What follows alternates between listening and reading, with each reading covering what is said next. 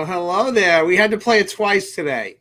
Well, we're extra special because it's your extra special day today. You remembered. I can't believe you remember. You must have got the 15 texts I sent you this morning. You don't look a day older today than you did yesterday. I'm being honest here. Thank you for your honesty, but you didn't see me yesterday, so how do you even say that? I'm just assuming. Okay, you didn't see me, so I don't look a day. Well, that's good. I'll take that. I'll take that as a sincere happy birthday. Happy birthday. Happy birthday to you. There we go. Well, you know what? This is Kick Unhealthy Relationships with a Curb, and I couldn't pass up the opportunity to spend at least a half hour with you tonight, Stephanie. I mean, I feel privileged that you're spending this time with all of us and everybody watching this show. I mean, that's pretty nice of you to do that. Well, thank you. Thank you. The truth of the matter is I have no birthday plans, and I need to do the show. But no, we have a wonderful guest, Linda Wallace. I could not be on the show today because she is an amazing person who's doing amazing work from the Seattle, Washington area. I can't wait to get her on. But you said I don't look a day older than yesterday, right? Of course not. Well, let's go back in time here. Let's see how old you are and kind of how old I am. So we're gonna put one thing up on the screen here. Back in the day. Can you pick me out in that picture? There's a lot of people with hair. A lot of hair. Okay, so we couldn't afford hats. So I'm on the bottom right, all the way to the bottom. You see me there? Oh wow! Look at you. Not bad, right? Back in it. Wow. That's many, many years ago. Okay, take that off, Jack, because you were getting all the ladies back then. What's that? That's when you were getting all the ladies. Well, I was no. That's another show there. This is a relationship show here, Stephanie. So anyway, that was my baseball team, and we did fairly well. But let's go. Remember how friends used to show up at your house without calling or anything? They just show up and, Steve, can you come out to play? You ever have that experience?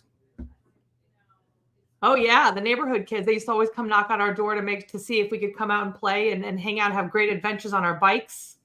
That's Definitely. Right. It doesn't happen anymore these days, kind of. The creativity has been taken away a little bit. You definitely get some warning. I have to say though, we do have a neighbor where she loves to come knock on the door to see if the kids can come play. They're besties. So she kind of lives here. She's like my third child. All right. Let's see how old you are and old I am. Do you remember making mixed tapes? Like you would listen to something? Huh? Heck yeah. Those were so hard to make. When we had to make mixtapes, it took us hours to make those things. You'd have to listen to the radio and play and record at the exact right time to not have the video or the music person talking over it, the DJ talking over it. So you had to just time it the right way and listen to the entire song. It was crazy. So we connect there. So you did that. I used to do that. How about putting a fan in the window? You ever do that to get in the summertime? Oh, heck yeah. In college, I think I had exactly one, maybe a little bit smaller than that size in my window. Okay. Well, I don't know too many people are doing it these days. I'm sure there are a lot of people there. But what about, I know this might be the difference maker for both of us, drive-in movies. Do you ever go to a drive-in movie?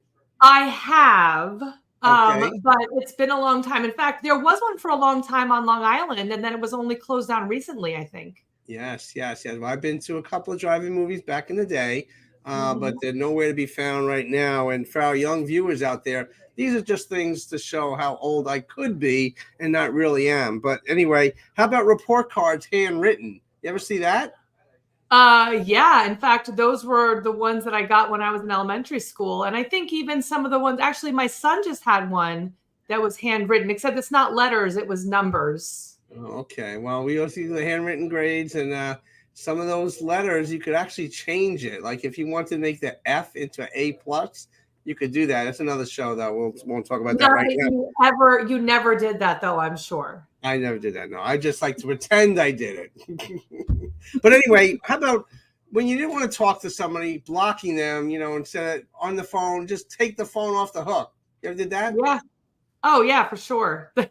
Or, well, see, I was a little bit of a younger generation because AOL was just starting. And so you could also just leave the computer plugged into the phone line and then nobody could get through. Yes. Well, these are just things dating myself, I just want to share with our listeners. This is Kick Unhealthy Relationships to the Curb. I'm Steve Vaccaro. That's Stephanie McPhail. Now, Stephanie, you have a book that's been out there, and we share that book with everybody on each and every show. You want to talk about it? Sure. It's my book, Being Loved Shouldn't Hurt. It's all about healing from unhealthy relationships and shares my story about how I was really stuck in a cycle of toxic relationships. And I really didn't know how to get out until I finally decided to do whatever it took to create something different. I created a team. I changed the people I spent time with, and I really catapulted my life forward in a direction I never could have imagined. But it also shares the story of other people doing the same thing, and really is meant to inspire people so they know that no matter how long they've been in a toxic relationship, whatever they've experienced, they too can create something different for themselves. So I really love that I was able to share this book, share my story, and also create a workbook that goes along with it so they can actually start taking steps themselves to move, for that forward momentum.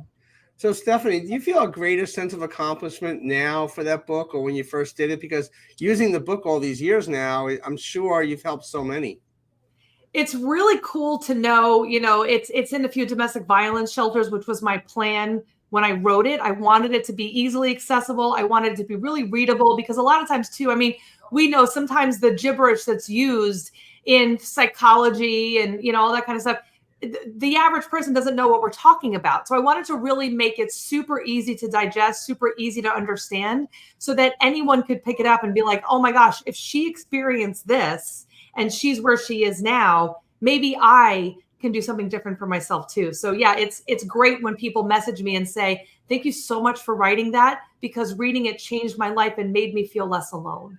I love it. I love it. Chapters Community Support Service is a nonprofit, and stemming from that was our Chapters Network. And we kind of connect with people in so many different ways through collaboration, networking, providing a platform. And what we do here, our 15 shows here, it's all empowering, basically. We provide that platform, collaborating, supporting, and networking. You can contact us at chaptersnetwork.org. We're a nonprofit. We have a big gala coming up on October 7th. 10 years I've been doing this radio show called The Chapters Wrap. So I'm very, very excited about that. It's almost 3 months away, and I can't wait for that day to come. But today is Tuesday, and we choose to do some positive things. So, it's very important to choose to smile, choose to love, choose to help, choose to be kind, choose to be happy, choose to be you. Happy Tuesday there, Steph. Thanks. Happy Tuesday and happy birthday to you too. Yeah, thank you. So anyway, we're gonna get moving with the show. Happy birthday. Yeah. That's from my niece Jaden. She drew that for me, and we took a birthday picture about 2 or 3 years back. And that's her, Jaden, and she is a beauty, and she does well in school. And she made that for me a couple years back. So we're so thankful that she did that. So I'm sure your kids are drawing things now too. Oh yeah, they love to draw. They love to actually. I have things brought in here like as I'm doing work, which my son is really liking to do origami. So he's doing all these cool things that say, and you can't see it, but it says pull, and then it says I love you on it, which is super cute when I'm in the middle of a client and they drop this off and run away. It's adorable.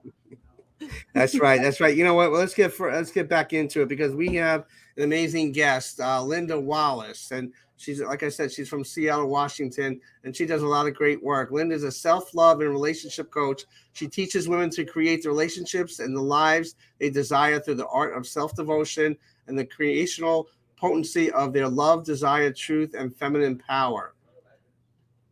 A lifelong artist, she also coaches artists to manage their inner critic, to bring more self-love to their art practices and to harness the creativity or creative power of their eros. Linda, welcome to the show. Thank you, Steve, and happy birthday. Thank you so very much. And I know you know Stephanie. Say hello to Steph. Hi, Stephanie. So we mentioned that you're from Seattle, Washington. Mm-hmm. So we thank you. It's 3 hours difference there. But Linda, explain to our viewers exactly what you do these days. So I coach, like all coaches, we coach the journey we've been on, coach the journey we continue to be on. And I had a serious journey that I needed to do around self-love and self-acceptance. And that was always a struggle for me. And I would try to solve the problem. I would take courses on self-love. I would read the books on self-love. And then I would get this high for like a few days, like, oh, I get it. I get the idea. I get the concepts. I'm feeling it.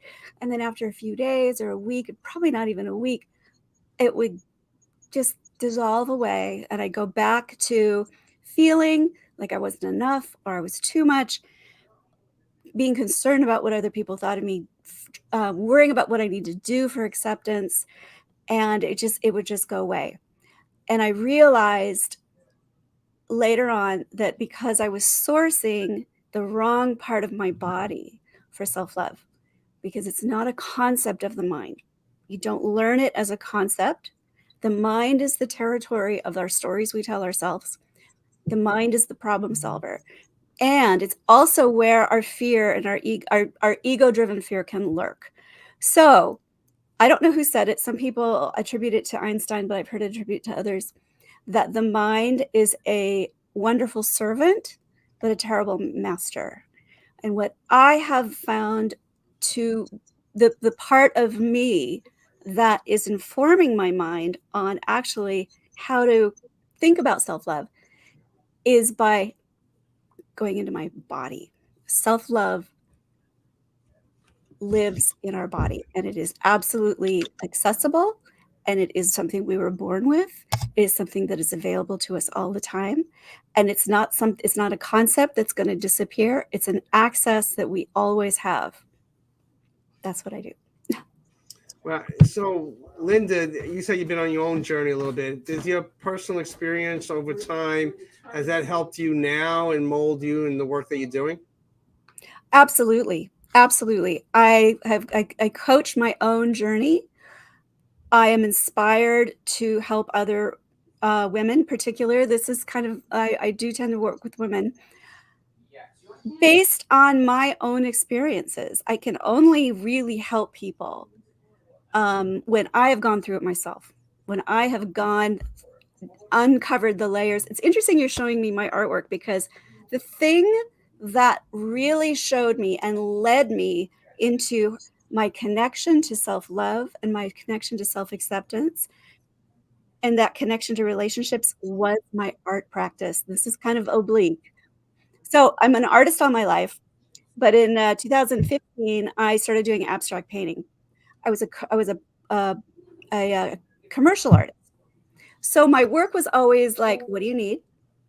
What color does it have to be? Who has to like it? Who has to approve of it? So I was sourcing my creativity from the external. So then when I started abstract painting, I was completely confused because abstract painting has no target. Only thing abstract, there's no, I can draw you. This is not about that. Abstract painting sits there and says, what do you want? What do you love? And I didn't know. I went to a workshop with my mentor, and I was probably one of the more able and talented artists there. And I call it my meltdown in the jungle. I just was like, I can't answer the questions of what do I want and what do I love. And my art just sat there, was like, I'm waiting. And life does the same thing. Yeah. So it was a journey of being feelable to myself so that my art could feel me and my life could feel me and my relationships could feel me. Because when we're feelable, and that means knowing what we love, knowing what we desire, knowing what pleases us, knowing what we want to create, knowing what is our truth, that is co-creational ingredients for the world, for art, for relationship. And it's difficult for women to find the time to devote the time to the meditation or whatever practice it is to go into the body. Feel what you're feeling. Notice the sensations, noticing the thoughts, just observing, sinking down, breathing low into the body and getting quiet.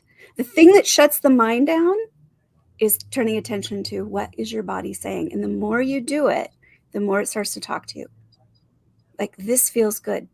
This part of my life feels good. This part of my life doesn't feel good. I want this. Those are creational ingredients for life and relationships. How do you get women? So, it's really interesting because that's something that I see a lot in my practice as well. And is, that disconnection from self is there's so much of a drive for women, I think, to worry about everybody else. And then we put ourselves on the back burner and reminding each other that we have to take a break and invest that time in ourselves. It's really important to do that. How do you get them to really take that time and make the time to look at themselves and to listen within? How do you get them to really focus on that? I get that it's difficult for certain phases of women's lives, especially if there's young children and if there's a very busy work, demands of work. However, it is incredibly vital. And here's a lens that we serve the people around us in our relationships, in our lives, when we are in our happiness, when we are in our satisfaction, when we are in our pleasure, when we are creating in touch with our light and putting fuel on it. This embodiment practice is really to connect with what you love, and that lives in the body, and that lives low in the body, in the pelvic area, in the sacral chakra. That knowledge, that truth lives there. That is so my what I would say for women who are very concerned about, is everybody being served? You serve with the light that you have, that you gas up when you are paying attention to it, when you're breathing in it, when you're feeling it, that light absolutely serves around you. Here and for like a busy mom who's got to cook dinner, it's like, how am I going to do this? I got to cook dinner. Okay, you do have to cook dinner, maybe, probably. How can you do it in a way that lights you up? Are you going to play music? Play music. Have a beverage when you do it. The senses are a portal to the knowledge, the power, the creativity of the truth of your body, the truth of you, of what you want, of what you love, of what you want to create in your body. And your senses are a portal. I think as a mom. Oh, sorry, Steve. Go ahead. No, go ahead, Steph. Go ahead. Well, I was just going to say, I have a 7-year-old and a 4-year-old. And so, I really, when I teach clients, I 100% agree with you. You make the time, because you cannot be in the flow of life if you don't make the time to take care of yourself. And for me, there's non-negotiables of self-care, because I am not good to anyone if I have not done my exercise, I've not got enough sleep, I haven't eaten well, whatever. And I agree with you. I think, when I make dinner, I throw the music on full blast, my favorite station, and make foods that I'm excited to eat and try, trying different foods and stuff like that. And then if the kids aren't interested, I'm like, let me make something that I know they'll like, but I'm going to make something that I'm excited about. Why do you think so many women will share or will say that they don't have time for that? They'll give reasons, they'll give reasons of why it's not possible for them to do that. How do you kind of counteract those reasons that people give when they say that to you? Well, first of all, I want to honor in women, and I don't want to shame the women for the idea of making sure everyone's okay. So here's the thing. Women are more wired for relationship. We are more wired for connection. So we have a tendency to people please. We have a tendency to over accommodate, over function. We're kind of wired to do that. I like to take the shame out of that. But at the same time, help women to recognize that their true gifts to the world and to their relationship and to themselves is that self-devotion. And women are afraid that a self-devotion means they're going to be selfish. They're going to take away resources from other people. They may even get criticized for that, for being self-involved. And I say to women, those are not true. It's that fueling of your own flame. Example, when I don't do this, when I don't do my practice, my meditation practice in the morning, where I'm just feeding my body and just feeling in my body, and then I write afterwards and I do a gratitude afterwards. When I don't do that, I notice this subtle change. I feel a little victimity. I feel like a little victim, like this isn't working for me. This isn't working for me. I'm needing the world to do for me, to make me happy. It's very subtle to like, I'm happy with my relationship. Well, this isn't working. This isn't working. I'm out of my power. So when I'm in my body and in that devotional practice, I have the power to light myself up, access how I access the feelings of feeling good, like put the gas on that and just, I'm already feeling good. So that idea that love and happiness is an inside job, it is. And that used to intimidate me. That idea, I was like, oh, another freaking thing I have to do. It used to intimidate me. It's the supporting structure beneath happiness and everything else. And is entirely, if a gal has 10 minutes or 5 minutes to get quiet, feel her body. Another thing I recommend is set your clock every hour, 2 hours, whatever. Ding, do a body scan. How am I feeling? Oh, I'm thirsty. I need to stretch. I need to go to the bathroom. I'm going to look out the window because I need to break. My eyes need to go look at something else. A body check, an emotion check. How am I feeling? So you can start slow. If it seems intimidating to say, leave me alone for 20 minutes every morning, kids, while you're trying to get lunches ready and all that stuff. I've been there. My daughter's 26 now, but I'll never forget how hard that is. Then take it in bites. Take it in bites. I have a friend who puts a little rubber band around her wrist. Every time she notices, she goes, okay, check, self-check. How am I feeling? How do I feel? How do I feel is the holy grail of questions. And it's not a question most of us grew up hearing from the big people in our lives. Unfortunately, a lot of us got the message our feelings, our needs, our desires, our true experiences were an inconvenience to the parents or the teachers, whoever. Wipe that look off your face, watch your tone, these kinds of things. So the holy grail of all questions in our relationships and to ourselves is, how do you feel?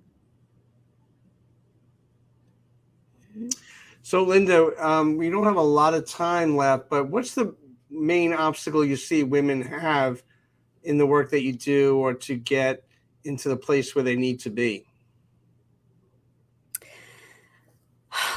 I think it is a sense of their worth.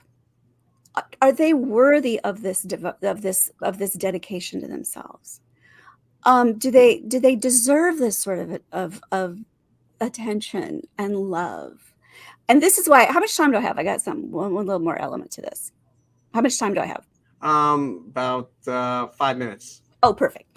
So to go a little deeper in this, the way that I work and what's really worked for myself is to make this process of getting into my, of feeling myself actually symbolically relational, a relationship, because I'm a relationship-oriented person. I work my problems out in relationships. I learn about myself in relationships. I grow through relationship. So I assign my feelings, my senses, my pleasure, my desire, my truth as that lives in my body, all these things that live in my body as my feminine side. This is my feminine side. And I call it my garden, my beautiful garden. This is my beautiful garden. And it's a little gold fence around it. And all that part of me needs to do, is love what I love, want what I want, feel what I feel, doesn't have any other job to do. And that I don't go in and go, oh yeah, but how are you going to do that? You want that? Well, how's that going to work? I have another entity archetype within that I give that job to. And that's what I call my masculine champion. You know, we all have both energies, you know. We wouldn't get anything done if we didn't have a masculine, you know, but what we get done is informed by the feminine if we want to be in our health and if we want the world to be in its health. So this little fence around my garden, I call it, is like just my juicy, what I love and want and desire and feel and true with my truth and all this stuff. The masculine part of me loves that, loves this garden, and says, oh, you want to create this? Okay. I'll go get the tools. I'll go get the structures. I'll get the process. I will figure out how. The feminine part of me is the why. The masculine part of me is the how. Now, this becomes a beautiful relationship, an internal love affair that creates the template for women to have a relationship with the masculine in the world. Is this part of you supportive of you? Does it honor how you feel? Does it want to support what you want to create? Does it want to honor your desires? Does it stand for what is good for you? And that sometimes that's doing the hard thing. Taxes. My masculine champion was like, okay, it's time. Sit down. It's time to do it. I'm like, I hate this. I hate this. I hate doing. It said, what do you need? I said, I want my candles. I want my flowers. I want music. I want all the pretties around me. It's like, great. I'll get that for you. And now you're going to sit down. And I'll tell you, I had a much better experience doing my god awful, I hate doing taxes. And I did, because that part of me that said, what do you need? Went to bat for me and got what I did. So this, for me, I frame this work as the feminine muse part of me, and the masculine champion part of me. And this creates this beautiful love affair, sacred union that creates the template for relationships with men and the masculine in the world. Well said.